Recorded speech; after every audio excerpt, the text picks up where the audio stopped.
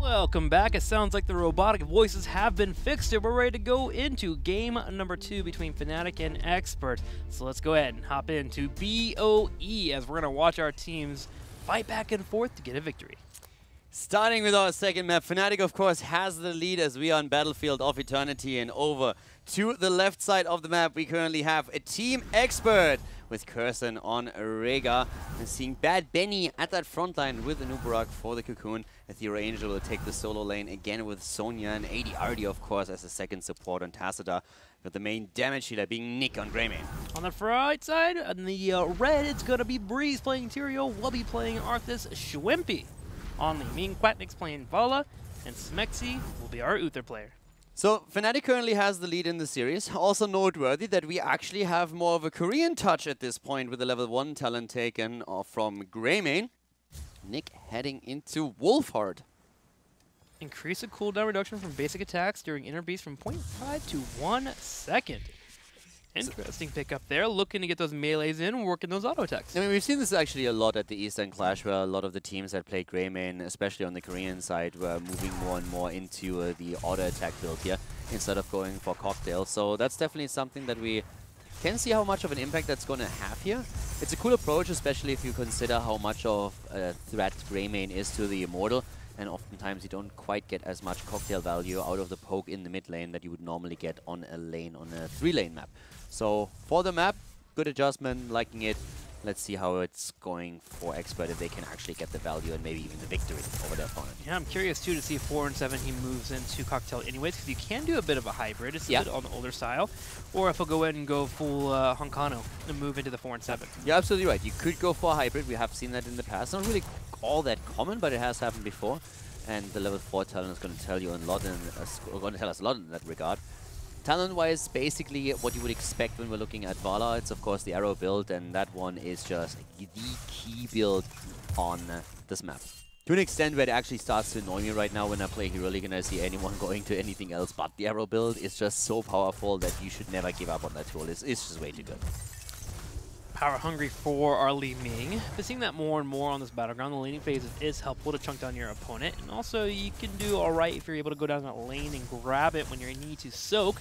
Schwimpy on the right side, poking where he can as Team Expert chases him to the top right corner. And then we have our Greymane and our Sonya moving up to the top of Immortal. They actually kind of get into a weird spot with that stun popping out. And Nick is able to get out, but he takes a beating. Yeah, he takes quite a bit of damage. And there's the root again. Nice orb follow-up by Schwimpy. And Nick nearly dying. Breeze moved in for the kill. He himself might actually fall as everyone started to turn on him. And the last second heal that we saw from Rega saved Nick there. But great play actually on the side of both teams. Very nice aggressive engage. Good combo with a Howling Blast into Li Ming comp. And then Team Expert with the save and the retreat. Turn around, putting damage on Fnatic will make them back up. Team Expert gets the first jump onto the Immortal. Wubby comes in to deter them away from the area, but Nick is not biting quite yet. It's trying to focus it down with the help of ADRD. At the same time, Sonya's in the bottom, working on 4, but with Rhaegar getting caught here by Howling Blast, we're going to see a fight break out as Fnatic looks to do damage, but Wubby getting lower and lower on mana. It's going to be forced to pull away. Yeah, and Ethereal is now ready for the halftime show. Gets the Immortal to a half health, and then we see those collide in the middle. Not already. Body blocks happening. Breeze trying to see if he can maybe force someone down here. Level 4 talents have been taken, and we are currently seeing a good old Eyes in the Dark taken for stealth disengage by Greymane. For Nick. I haven't seen that one in a while. Interesting pickup there. There is some reveals available between Arthas and Uther, but the ability to jump away from the fight can be good. It was for a while the talent to be taken in Europe. Back in, I would say, at the end of 2015, that talent has seen a huge boost in popularity, and it was played in basically every single game. Just popped out of nowhere at some point, and then every single Greymane player just picked it up. So it was pretty cool. There was some really nice plays back then that you couldn't make with the stealth, but for quite a long time we haven't really seen it pop up too much just yet. But the entire build that is being used now by Nick is something that's a little bit out of the ordinary for the European realm at least. The Immortal is grabbed by Fnatic, and they'll push on the top side, breaking down the turrets as much as they can. Experts here for defense. Tyrael on the bottom side opening up the experience for Fnatic, so they'll get a nice little lead here. At 6 to experience to about 5 3/4. Nothing too shabby. Team Expert should be able to handle that. Yeah, Quacknix finds himself on the auto attacker, riding his flap horse to so far a slight lead for the team. And of course, he's still working on those auto attacks, getting those stacks in so that you have more immortal pressure than later on. They have really nice poke with Li Ming and Vala on the same team. It's usually a bit of a dream there. So now that Li Ming is making her way back into the meta in Europe, she's definitely one of the heroes you want to have on this map in particular. Seeing the W build here from Bad Benny, who was the first one to showcase this actually here in the HGC. Yep. Got picked up a couple of times after Nubrax nerfs, usually getting to level 7 as well, making yourself a little bit tanky, getting a little bit more movement speed off of that level 4. And this can be a good build if you are a solo take a Nubrax. Sonya here, while she will be called a warrior, is a bit of a bruiser. She's not going to be one that's going to be doing too much in the tanking realm there, so a Nubrax picking that up helps his team get in that front line. Exactly, really good point. We saw some changes to Anubarak a few patches back where he got less tanky because Blizzard was realizing that he just offered way too much to any team composition and could at the same time be a main tank that had also huge utility. So then with those changes, a Shed Exoskeleton was starting to come back into the game a little bit more often when you felt the need to have that sustain at your front line. So this is what Bad Benny is currently doing. The Subterranean Shield at level 7 is still a very nice addition to it once that you start engaging, or even if you're just trying to move away from your opponent. But the level 7 talent is now in play for the second Immortal, and it's a massive power spike for Fnatic. First of all, the repeating arrow is fantastic. Hand of Protection for Uther, another big tool. And Calamity should never be underestimated, especially not when used by someone like Shrimpy. Also getting Quicksilver Bullets here for our Greymane, which will give him the ability to increase his attack in human form by 1.1. So able something else, gets a little bit more, let Sonya and Nubrax do the initial engage, and then when someone gets low enough, he can go for that full fight right afterwards, dropping in with the Dark Flight. And he can increase that range at 13 if he wants to pick that up instead. Fnatic takes their time with the chunking, as they have put the Immortal down a good, what, 4k in health already. Team Expert goes for the answer back by putting some damage on Wubby, but Wubby not really in a spot where he feels like he's in danger quite yet, but he needs to be careful. He's getting low. Yeah, Quacknix also, stun into Immortal stun nearly, but ADRD still had the dimensional shift available and moved out of harm's way. Now we are seeing Fnatic move towards the top a bit, and again unleashing another combo from Quacknix in particular to chunk that Immortal down even further. And their poke, as we said before, is great for these situations. It really is. The Vala and the Li Ming can interchange you out and work on it, and you're seeing constantly the play from Arthas. He goes to a different lane, soaks the experience when he can. Li Ming does the same on the bottom, working on that power hungry she got at level 1, grabbing those regen globes so she can come in, clearing out and keeping up that regen. Another push on the bottom side as we see Team Expert going for a fight, realizing that Arthas and Li Ming were soaking, but they easily come back in and collapse on Bad Benny, putting some pressure on him. Quacknix in the meantime, arrow after arrow, stack after stack, 40 extra damage for him. Both the teams heading into level 9 any second now, but the halftime show has started and Fnatic is slightly ahead. Expert is doing what they can, especially of course with the Storms just being spammed out, and if Sonya gets close enough they can do a whole lot with Rhaegar as a duo. But here comes the engage as Expert is starting to move in for Smaxy. They see the two heroes at the bot lane, and now they're heavily showing the aggression towards the Immortal. I like that aggression. Sonya was in a spot where she came in on the back line just slightly too late to actually apply any damage. Nick is able to get out using the stealth he has gotten from his level 4 talent, so he's backing up with Curson helping him. But Fnatic putting a lot of damage on Team Expert allows for them to open up and start applying some damage to the Immortal. It gets lower and lower with ADRD trying to slow it down. Breeze jumps in again for ADRD in the back line, has to move out for now and walks into the storm. Smexy low, but still alive, and Wubby covers the retreat with another good Howling Blast. But you're absolutely right, the poke has worked thus far, and the Immortal on the side of Team Expert is down to 1,500 hit points, whereas Fnatic still holds on to 7,000, but they're running out of mana, and they're also significantly lower when it comes to the hit point department. A couple arrows and an orb should be able to finish that Immortal. Team Expert playing aggressive as they can here as they want to keep Fnatic on their side of the map, but this may cost them a life as the Thorough is getting chunked here. Breeze going for the chase. Shwimpy tries to hit here with the missiles, not enough, but Bad Benny will get taken out, and there goes the Sonya. Sonya and Bad Benny on Nubarak are both down, and that's the Immortal taken by Fnatic again.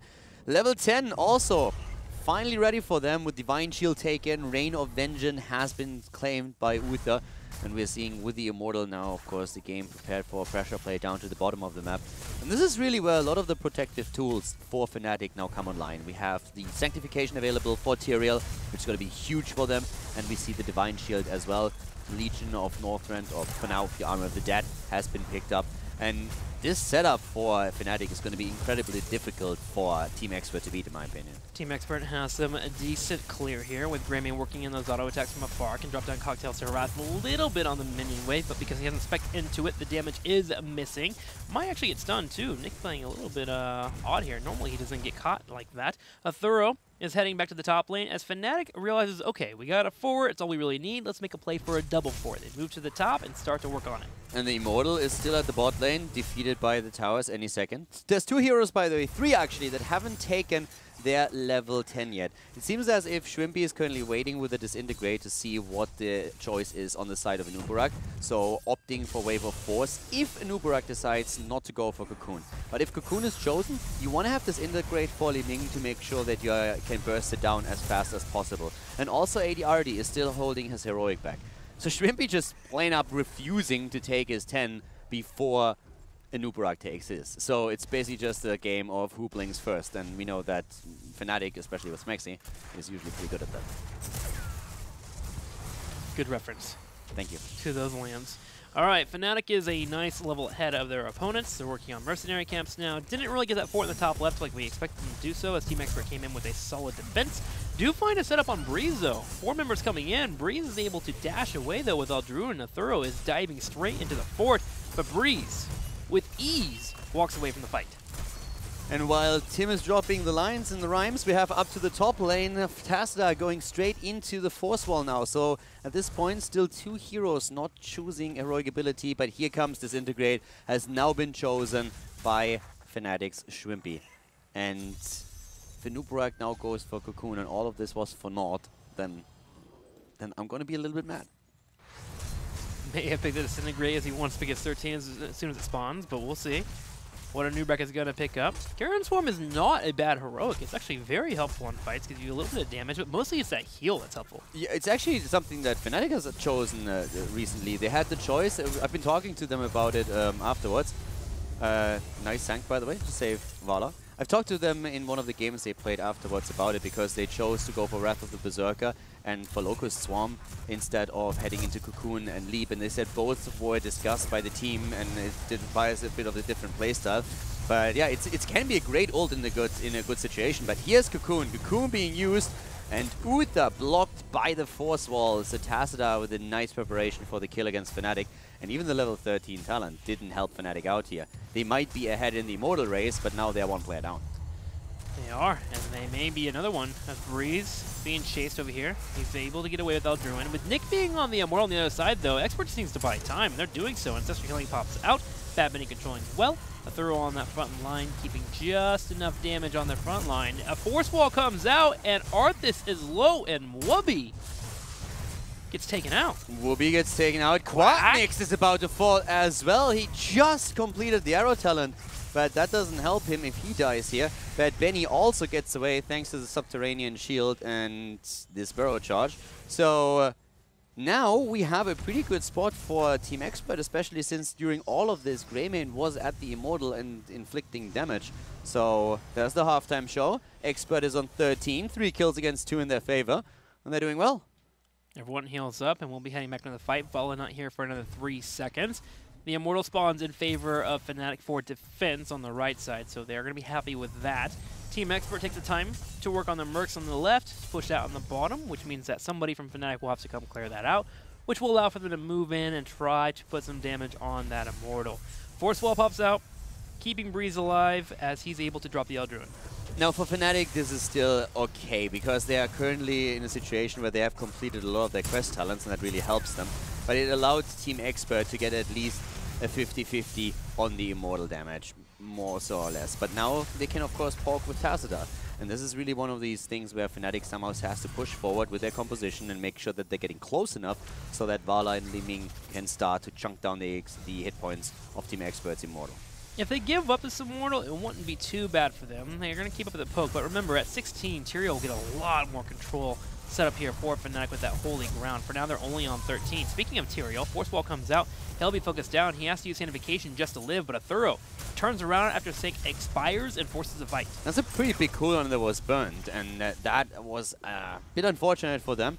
They would have loved to use that in a proper fight, but now they're going in and trying to get the kill against Nick. The Ancestral not going through. Down goes Greymane. A 5 versus 4 as Expert makes the play for the Immortal. Try to at least get the objective, but Fnatic defends and now turns it against Kirsten, who's barely able to run away here. Schwimpy low, but he fires away from the back line, gets always harassed by ADRD, but is able to teleport out. Bad Benny low and down as the Ancestral is used to keep Aethera Angel alive. Amazing attempt there from Expert to turn around and try to kill Quacknix, but the Divine Shield from Smexy stops it all from falling apart for Fnatic.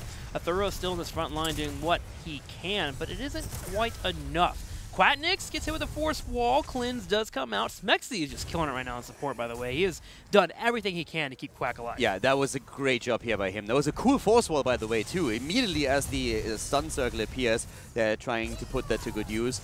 And interestingly enough, if you think about it, Fnatic is still losing out on the Immortal because once they move back, Expert moves in immediately. Even the kill against Arthas, Fnatic gets several kills in the fight, but then just simply can't move into a good position to take the Immortal of Team Expert down, which was also partly because Vala was running out of mana, so she couldn't unleash these combos. And as you could see, Li Ming on Shrimpy, like, he was extremely low, not only in mana, but also when it came to his hit point count. So Team Expert, even after losing 3 heroes in the fight, are now pushing through the top lane with a 50% shield Immortal. Team up the lockdown, Sanctification will be used. Vol looking for the fight. Quack, though, still getting low. Smexy on the right side will not have Divine Shield for 9 seconds. Quack dances just enough to live, but the Immortal left alone at the top, pushes down, gets a fort, and now keep walls are the target.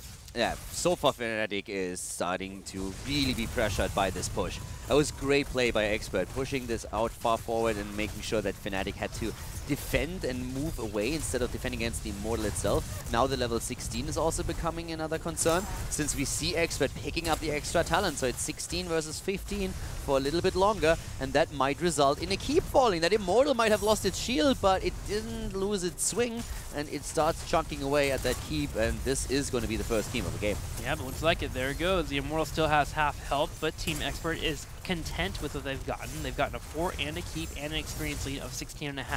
So they pull away. But do remember, Fnatic at 16, getting that holy ground will make it much easier for them to force fights for themselves in the middle of the map when BOE is opened up with the Immortals. I'm also curious to see what Vala is going to pick up. We've seen a lot of Manticore, but you could pick Frost Shot here if you just try and get more control, and that's actually what they do. Frost Shot is taken. That's going to make it a bit easier for Quacknix to help controlling these fights. He misses out on the Rain of Vengeance, though, as they are moving in again. Breeze with the Holy Ground, and they are putting Greymane into a corner. Greymane, the Ancestral is once again too late, and he dies. Cocoon is bursted away as we see a massive fight. No Sanctification for Tyrael just yet, but they don't even need it. They get the kill against the Nubarak, and they're turning their attention to Sonya, who also falls. The 16 power spike helping out Fnatic, the Benediction coming online, the multi-shot slow helping, and of course the Holy Ground being enough. Fnatic looks for another kill as Kirsten is caught out. Can he live? No, Disintegrate will take away his life. Oh, and the team wipe. Tazada is killed as well. It's a full team wipe, and Fnatic goes through the sidewall towards the keep, and they might just go core. They have Sanctification still up. They can Sanct on the core.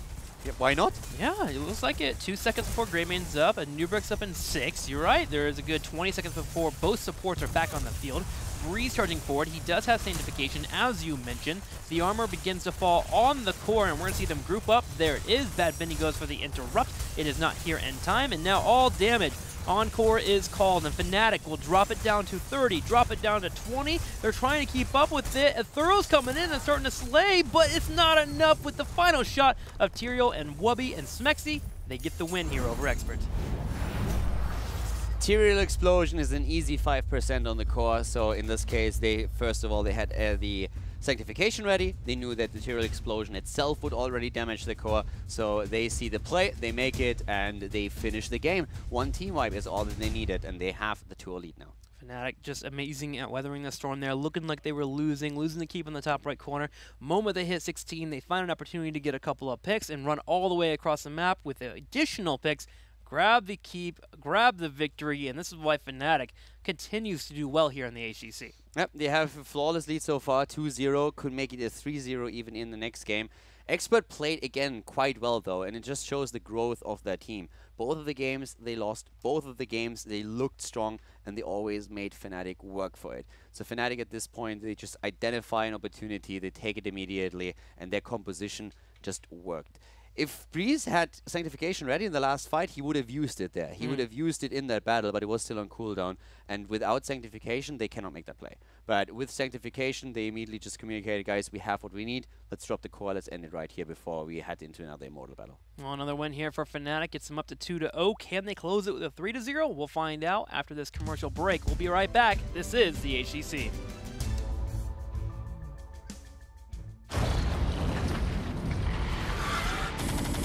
The UED Expeditionary Force intended to put an end to the conflict in the Kaprulu sector and ensure Earth's survival.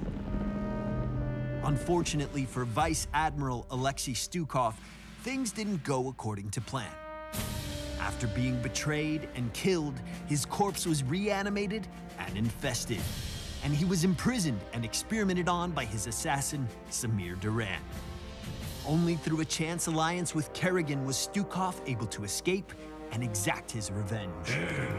Now, his infestation continues to spread into the Nexus. Stukov is a calculating solo support whose infestation abilities capitalize on the movements of his team and the position of his enemy. Stukov is a master at spreading and manipulating viruses created by his abilities. His first ability, Healing Pathogen, boosts his allies with a heal over time effect and spreads automatically to unaffected allies nearby. Next is Weighted Pustule. This range